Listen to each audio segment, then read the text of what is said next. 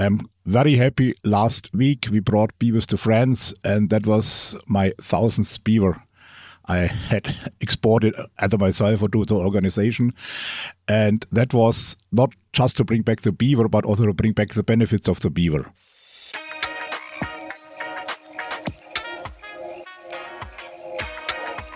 Welcome to another episode of Rewilding the World with me, Ben Goldsmith, and I'm here with my friend and my hero, Gerhard Schwab, who's sitting in Germany.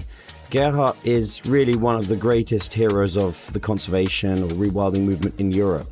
He was referred to recently by a Hungarian journalist as the Pablo Escobar of beavers, and I'm sure Gerhard will have something to say on that.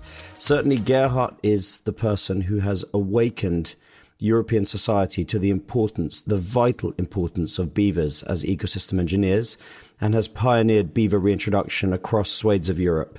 Now Gerhard spends much of his time speaking at conferences and educating government officials and persuading the public of the importance of coexistence with this engineer species, whilst also still physically managing beavers in Bavaria himself. Gerhard, thank you so much for taking the time to speak to me. I'm really, really grateful, and I'm so happy to see you. Yeah, you're welcome. I'm happy too. Gerhard, when was the moment in your life where you came to understand that beavers are perhaps the most powerful tool we have for breathing life back into our landscapes? Well, that was not when I started to work with beavers. It was about 10 years ago when I saw lots of results, what they're doing, how they changed landscape, how new species were coming, how they kept the water back during dry seasons, especially the last years, how they kept the water back during severe rainfall. And then I saw, okay, it's not just a species living there, it's also a species changing landscape for the benefit of landscape and other species.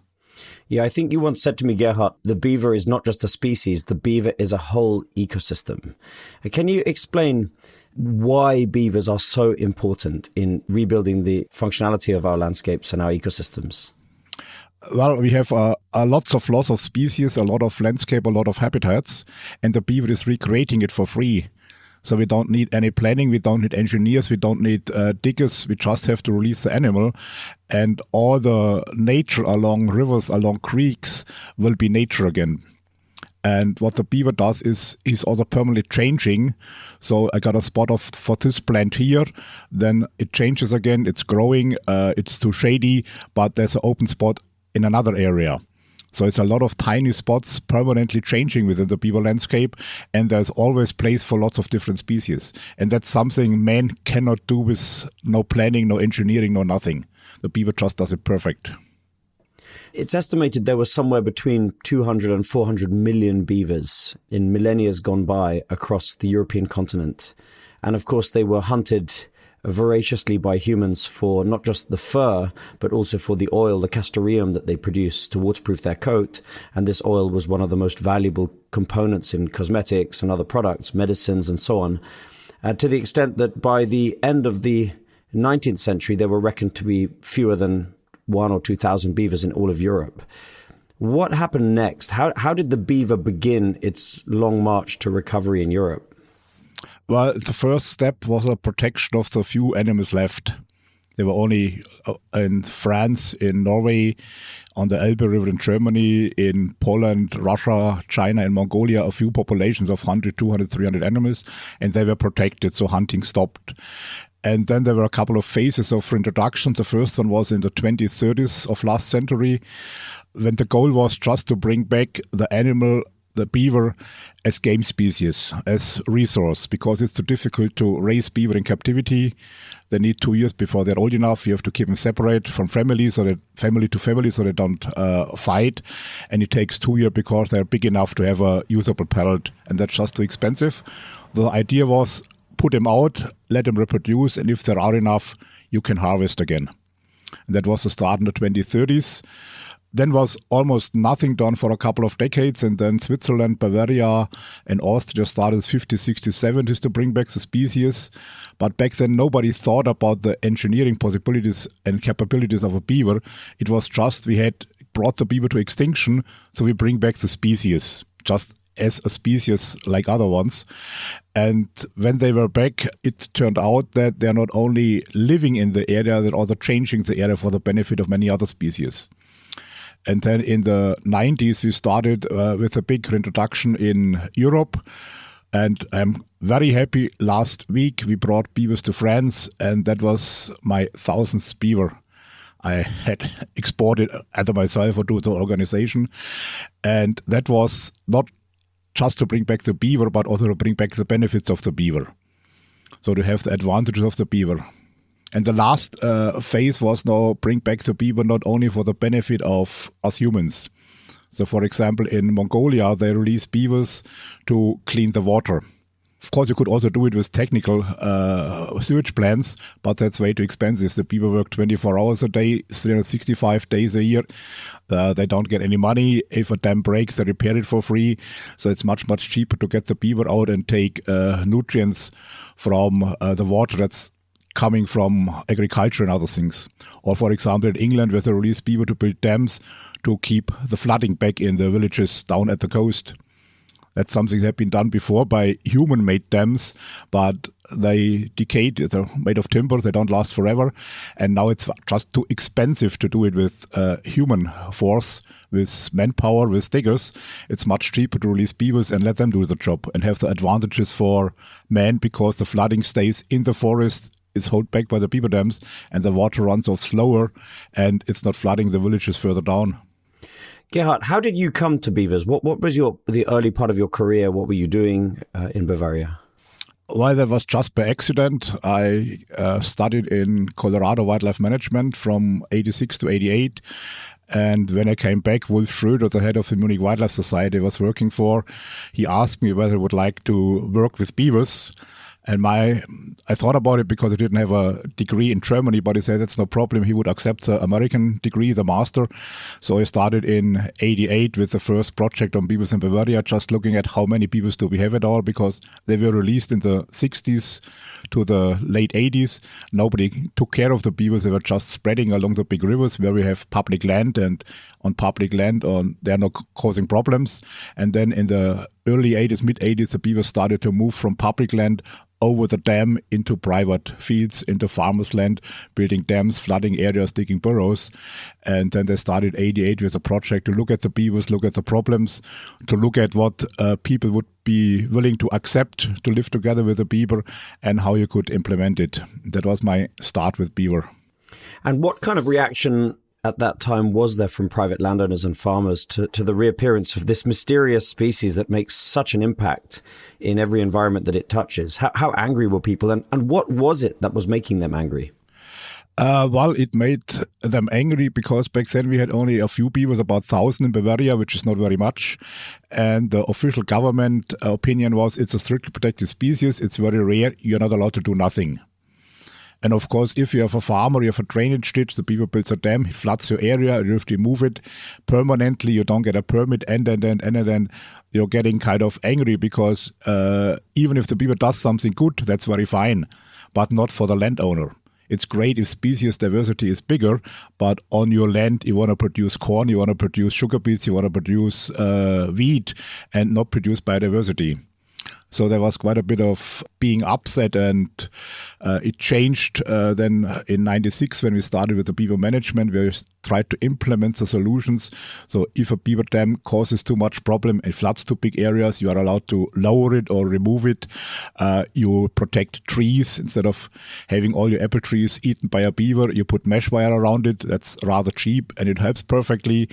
And on the other end, in 96, we also had the chance, or we had to remove beavers in some areas, because if the beaver builds a dam in the middle of a village in the creek and raises the water level and floods the basement, you can only remove the beaver because you can't remove the houses. And back then we were very lucky that a colleague of mine in Croatia, Marian Grubesic, he had organized beaver introduction to Croatia. So we had to trap beavers in Bavaria, but they were not killed, but moved to other places, and then also made the NGOs and the nature conservation agencies accept trapping beavers because they're just coming to a better place, to the wilderness and Croatian rivers. So was Croatia the first international reintroduction that you were involved with? Croatia was the first from 96 to 98. We had about exactly 89 beavers brought to Croatia, and population now is couple of thousands. They moved from Croatia into Hungary. They moved downstream on Una River to Bosnia. They moved upstream the Drava River and the Sava River into Slovenia, moved from Slovenia to southern Austria. And about, that's now 4, 5, 6 years ago, the first beavers moved in the northeast corner of Italy to the sources offsprings of Sava River. So we had released 85 beavers in now a huge area that's covered by beaver. So how does it actually work, Gerhard? You have a complaint that comes in from a village or from a sewage treatment plant or a fish hatchery or some such, a piece of infrastructure which is being negatively impacted by beavers. What do you then do? How do you then go about catching the beavers? Where do you keep them? And how do you find these reintroduction projects around Europe that can receive those beavers? How does that process work? Well, normally if somebody has a problem, he calls the local nature conservation agency and they go out and look at it, or they send our local people consultants, or in the early days, when we didn't have the consultants, that was just part of our management system to educate them. I went out myself. We looked at the problem, whether there are easy solutions or whether more expensive solutions, how long it takes to do a solution. And if nothing else helps, the NGOs gave the permit to trap the beaver. So we set up traps and kept the beavers in enclosures for 2-3 weeks.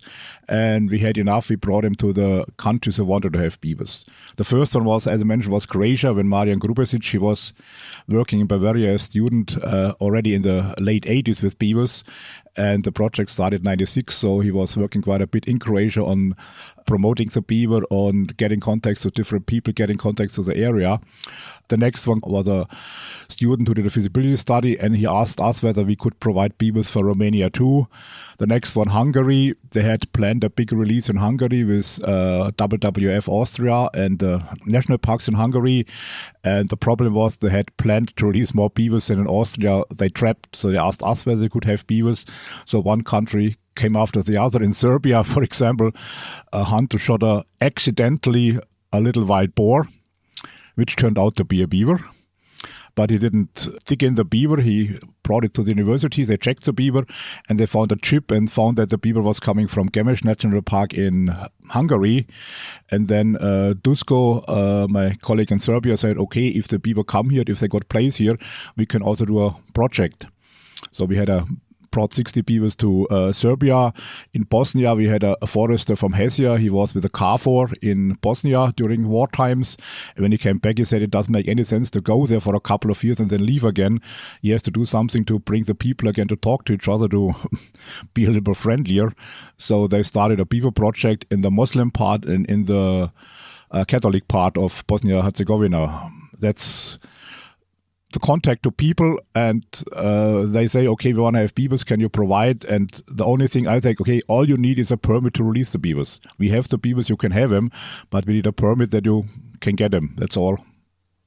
Yeah, that's a wonderful story about how beavers have a psychological impact on people as well, in bringing people together. In my valley in Somerset, where beavers made a return about 4 years ago, and where they've created an extraordinary wetland along roughly 1 kilometer of the valley, people have become fascinated. And that's not just environmental enthusiasts, but the local farmers, the village. There's a WhatsApp group now. People share images. They share stories about the beavers. People bring their grandkids to watch them. And the beavers have, in a way, rewilded people's spirits, because even the hardest headed farmers in the valley are enthusiastic about the return of beavers. One farmer even requested permission from the wildlife group to extract water during the driest summer from the beaver wetland in order to water his sheep, and then went on the radio to say he'd done that. So it's interesting how beavers have this effect of introducing people to the idea of the wild and the idea of other species having autonomy over the ecosystem. Every square inch doesn't need to be managed by humans. We can allow other species to fulfill an autonomous role in the ecosystem. Now we have this idea that nature is chaos and we bring order, when in fact it's us that brings chaos. Certainly with hydrology and flooding and drought and so on, it's us that brings chaos by draining the land, and the beavers restore the order. Nature becomes order once again. And I think that's what people sometimes miss with beavers, is not only do they breathe new life back into our landscapes while doing all these useful things for us, but they also bring us collectively and individually closer to nature. Yeah, of course, they bring us closer to nature, and they also help us with a lot of things. As you mentioned, the farmer was using the water of a beaver pond to bring water to his sheep.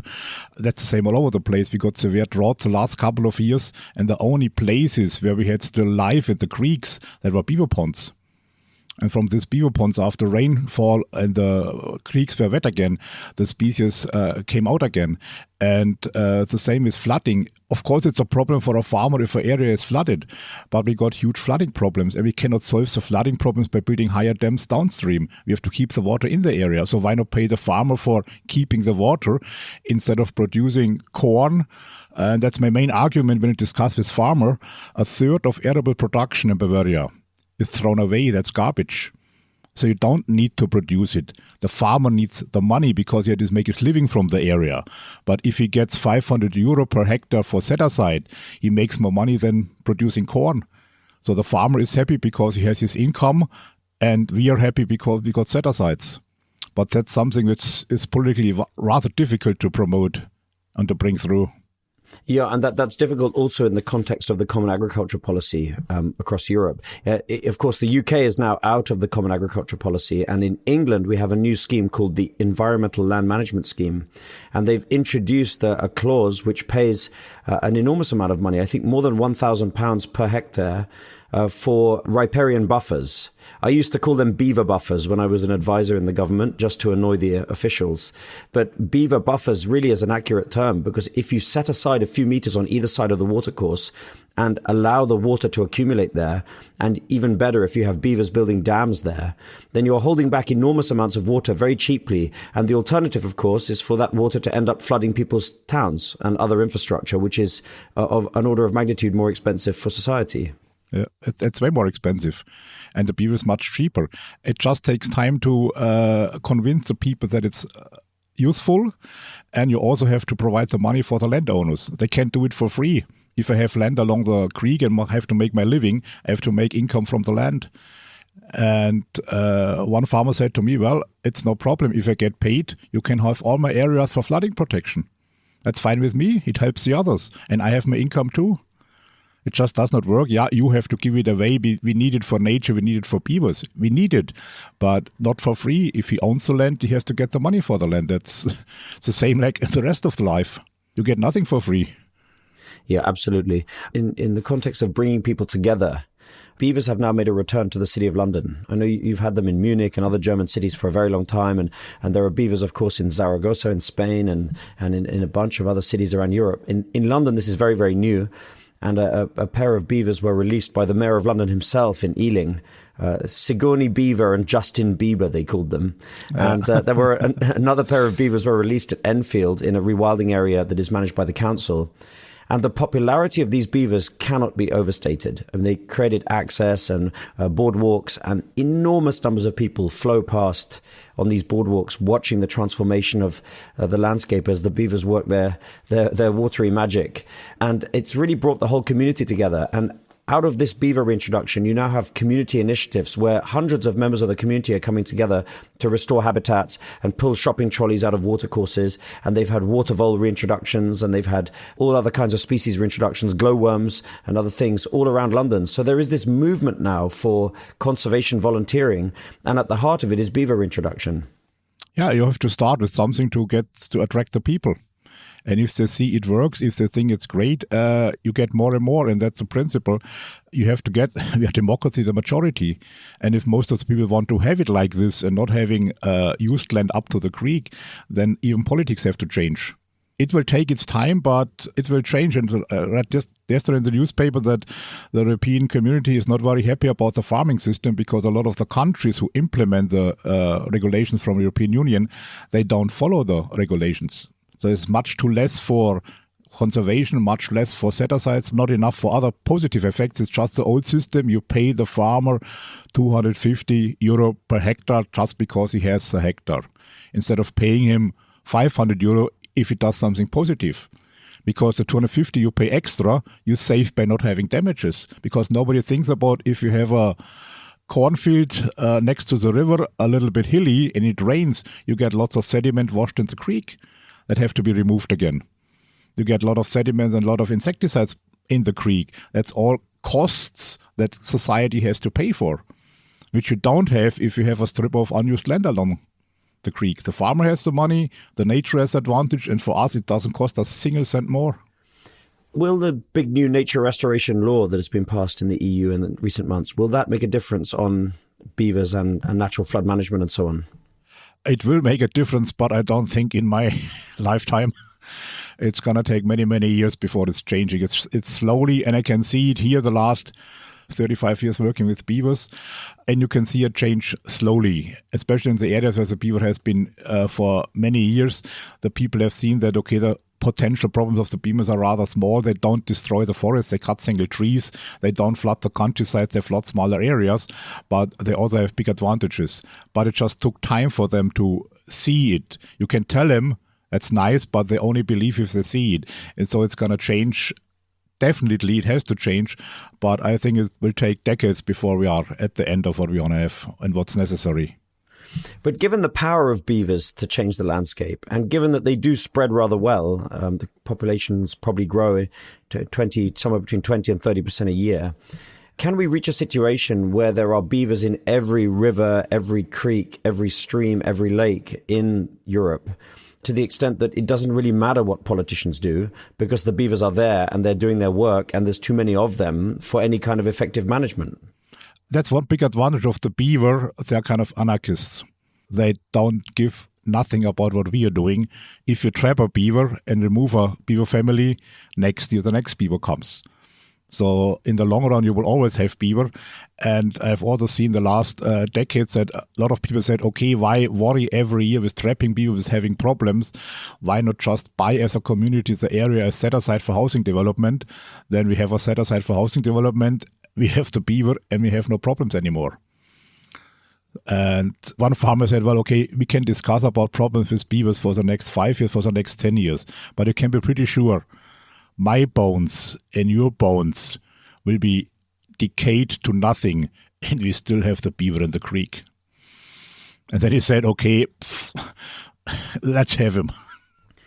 Gerhard, can you tell me something about the former range and abundance of beavers?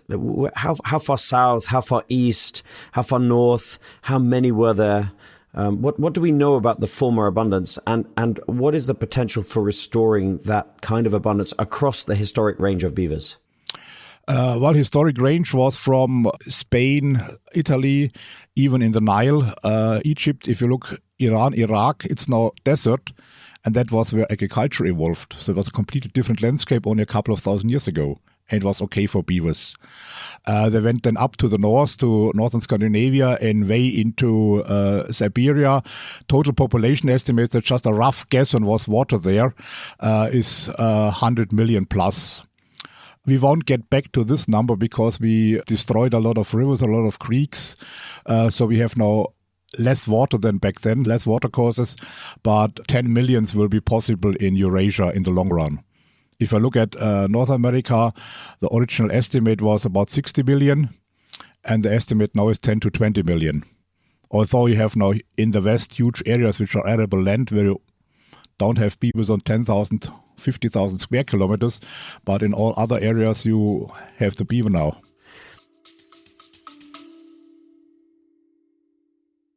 This episode of Rewilding the World is very kindly brought to you by Uni, that's UNI, the world's first nature-friendly line of luxury body care. We've all heard about the harm that sun cream does to coral reefs, but it's not just sun cream and it's not just coral reefs.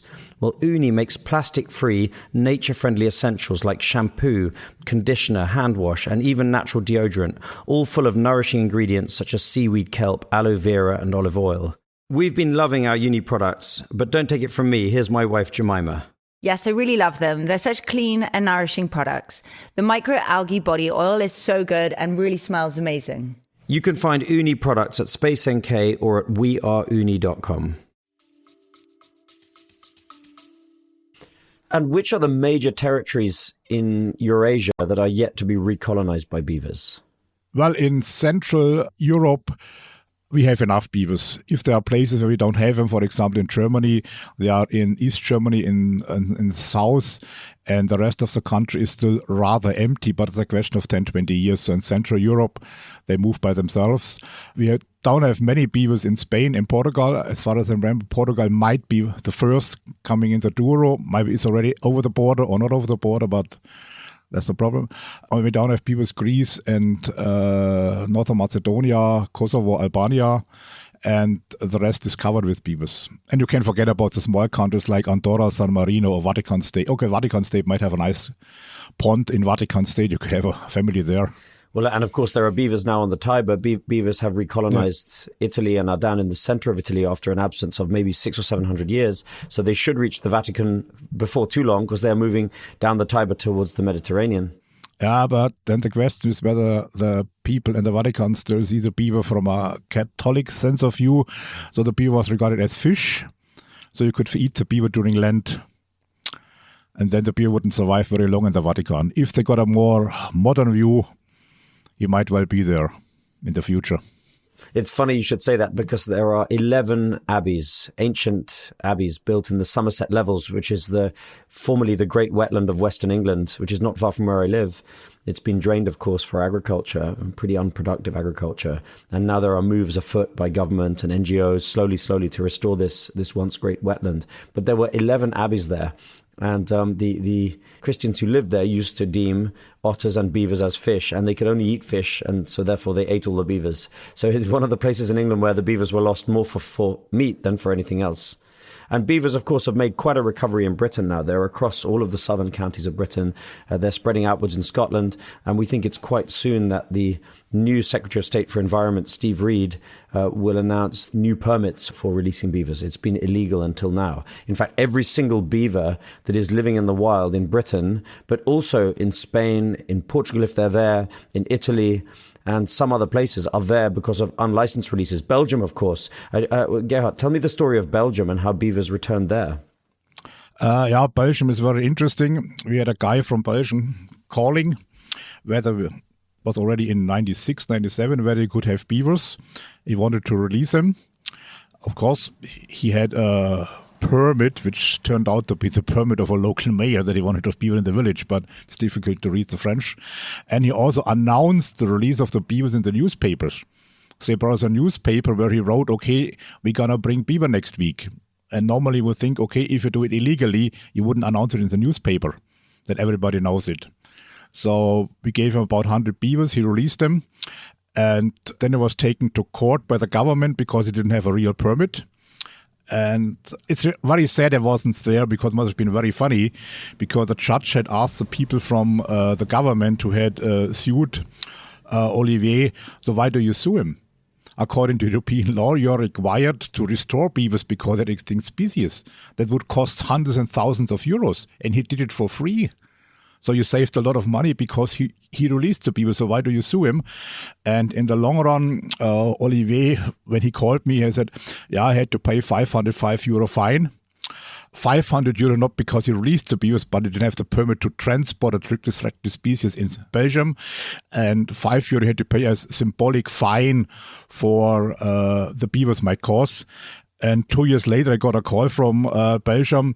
Yeah, they've trapped a beaver who had caused problems and whether we would take it back. And I said, sorry, we don't take back used beavers.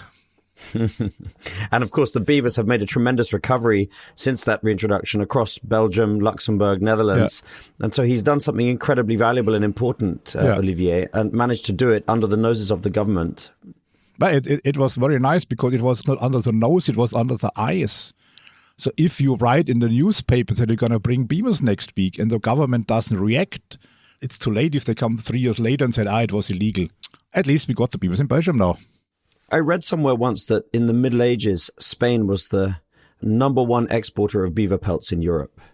And of course, the beaver's been extinct in Spain for a very long time. And it's a really dry country. It seems to me the kind of place that beavers are most needed because the water is so precious. You don't want to lose it. And beavers will hold it back in the landscape and create these extraordinary habitats for singing tree frogs and all the other exotic fauna that exist in Spain. How did beavers make the return to Spain that they did? Because that's another interesting story.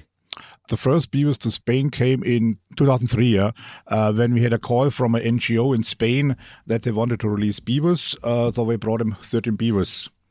And that was the beginning. Unfortunately, the next year we had collected another 30 beavers for Spain, but then was a bombing in Madrid. So we couldn't go there because all the highways were blocked. And to go with beavers in a metal crate on the highway in March in Spain, it's way too hot. They would be cooked after a couple of miles. So we had to cancel it, and then it project died again. But the beavers did very well, and they've been spreading now along the Ebro River. They went to southwestern France a couple of years ago. And as I mentioned, one went up the Ebro and the tributaries, moved into Douro tributaries, and is now right at the border or already in Portugal. And what about the initial reaction of the regional and national governments in Spain? Because I think initially they said we must kill these beavers, even though it's a native species. Yeah, the initial was to kill the beavers because it was illegally released. There was no permit. And they said the beavers would be shot. And then the funny thing starts. There were reports about how many beavers they shot. And on the studies they did on the beavers. And my colleague from Norway, he called me and asked whether I would know about the methods they used. And I said, I never heard about them. He said, neither did he. So they found, for example, the Albe subspecies, so-called subspecies in the beavers, but we never had trapped a beaver from the Elbe to bring to Spain.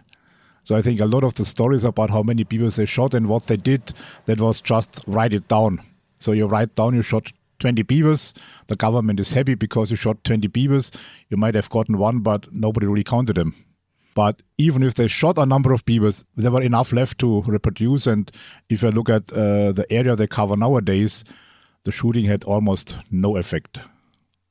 And of course, Teresa Ribera, the Environment Minister of Spain, granted legal protection for beavers, which the country was obliged to do anyway under the Habitats Directive, I think in 2020 or 2021. So beavers are now safe in Spain, and which is wonderful news. Gerhard, really, there's not many people who've had the impact you've had. Without your life's work, beavers would not be back in the public consciousness, and they would not be back in the landscapes of Europe in the way that they are. It's quite extraordinary, and I'm so happy to see all over social media that you're celebrated in the way that you are, that I know you're going to America soon to speak at the Big Beaver Conference there, and you're in huge demand. Thank you so much for taking the time, Gerhard, and thank you for everything you've done in restoring beavers to Europe. You're one of my greatest heroes. Yeah, you're welcome. I'll go on releasing beavers. 1,000 is now a big number, but it's not the end.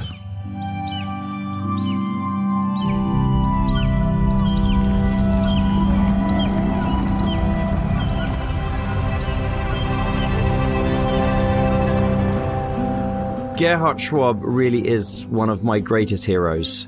Beavers are the keystone of all keystone species, and they were nearly extinct in Europe. And it's the work of Gerhard and a smattering of others that has seen them recover into the millions across most of their former range.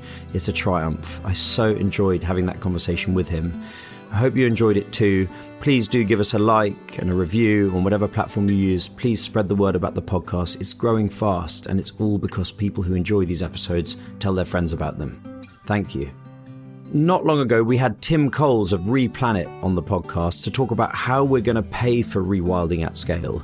We talked about voluntary carbon markets and biodiversity credit markets, and the episode was hugely popular. Well, next time I'm going to be talking to an actual investor in nature recovery, Adam Davis of Ecosystem Investment Partners in the US. Adam and his team have raised billions of dollars for restoring wetlands, salt marshes, a whole bunch of other ecosystems at real scale in the American sense of the word. Tens of thousands of acres of ecosystems restored, and they've been producing double-digit investor returns for their investors in doing that. So for an American perspective on how we pay for rewilding, please join me when I talk to Adam Davis of Ecosystem Investment Partners.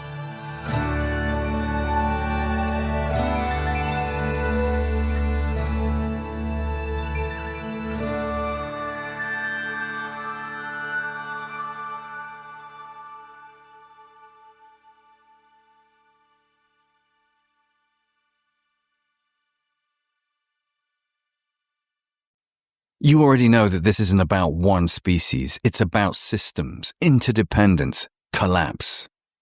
And yet, wild salmon, one of the clearest indicators we have, are vanishing fast. Their decline signals something deeper, something more dangerous. I'm Jim Murray. I host The Last Salmon. It's not a side story. It's the biodiversity story that everyone like you should be listening to. Season 2's out now. One of the best ways to support rewilding is to go and visit rewilding projects on the ground. My friends at the European Nature Trust have asked me to tell you about the series of coexistence adventures that they've put together. They're designed to give you the best chance of seeing Europe's most iconic species: bears, wolves, lynx, and so on. All of these are on the rise in Europe because of rewilding projects. These trips are hosted by expert guides and conservationists, and most importantly, the European Nature Trust is giving half of the revenues directly to the foundations working on the ground to restore wildlife. I'd love you to check out these coexistence adventures at the European Nature Trust website.